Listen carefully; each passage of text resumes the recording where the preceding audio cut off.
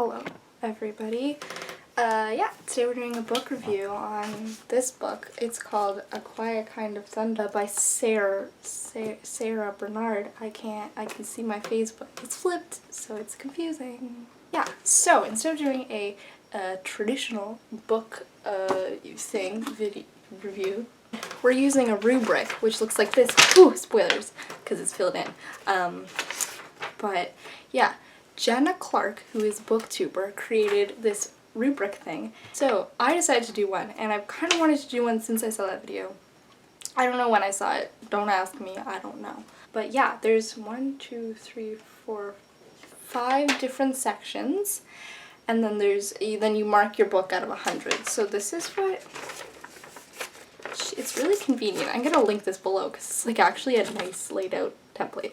So it says title, A Quiet Kind of Thunder, author Sara Barnard, dates read July 31st to August 4th. So yeah, so basically you have all these categories, and then there's subcategories within the categories, and then they're each out of a certain number, and then it all adds up to 100. We start getting into the review part of it. I'm just gonna say what this is about. It's basically about a girl named Steffi and her boyfriend Rise or Reese, or however you want to say it. And Steffi was a selective mute when she was younger, and she has a social anxiety disorder and a general anxiety disorder and fear of public speaking. I think those are her diagnoses. They're in the book, but I don't want to find them. And she meets this guy named Rise or Reese, whatever, and he is deaf, and she speaks BSL because when she was a selective mute she learned a little bit of it, and then with the help of him she learns more of it, and then they speak BSL together and they fall in love. So the first section is enjoyment/feels.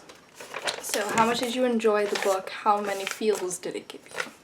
So characters/ships, I gave a 5. Oh, I didn't say they're marked out of 1 to 5. So 1 is like bad, 2 is like okay, 3 is average, 4 is above average, 5 is outstanding. So the characters and ships are really good. I like the characters and the ships. Basically. Twist, I gave it a 2. It's a contemporary, there aren't that many plot twists because it's but you can make a contemporary plot twisty, so I didn't just eradicate that section. My dad is outside, I can see him. Next, unputdownable, I gave it a 4 because it wasn't unputdownable in that I was on the edge of my seat, but I kept wanting to come back and read it, so that was good.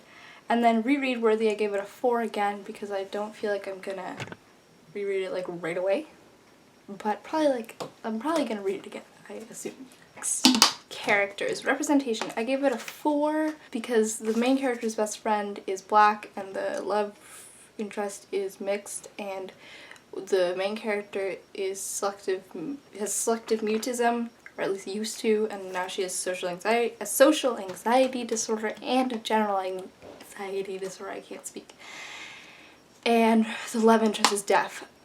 So pretty good representation, but I feel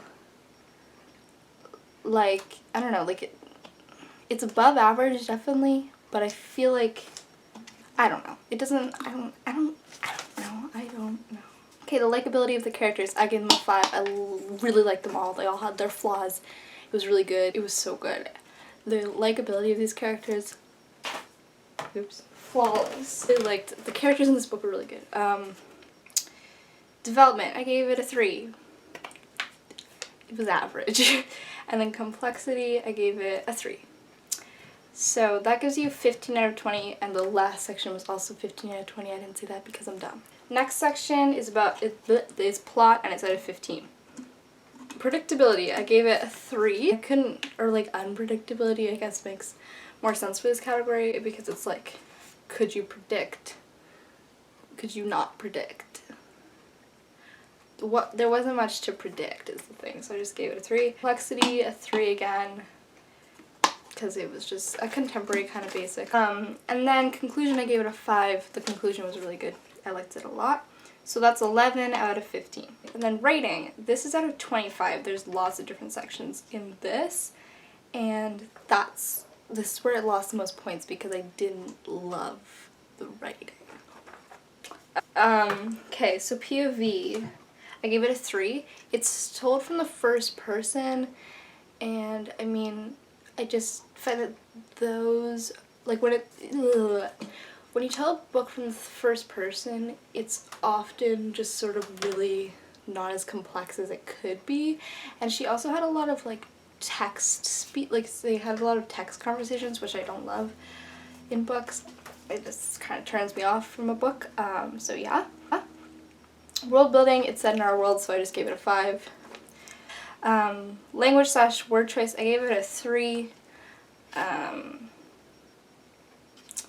Yeah, I didn't think that it was just average, really. I didn't think that it was that complex, but it wasn't like that basic, I guess. And then voice / style, I gave it a 2. It read like a lot of other books I've read. Quotable, I gave it a 2. As you can see, I have it tabbed and stuff, but I don't know. There's this one part where when they have their first kiss here, which I really liked. But most of the things that I tabbed were just really good portrayals of anxiety that I liked. So that's not really quotable.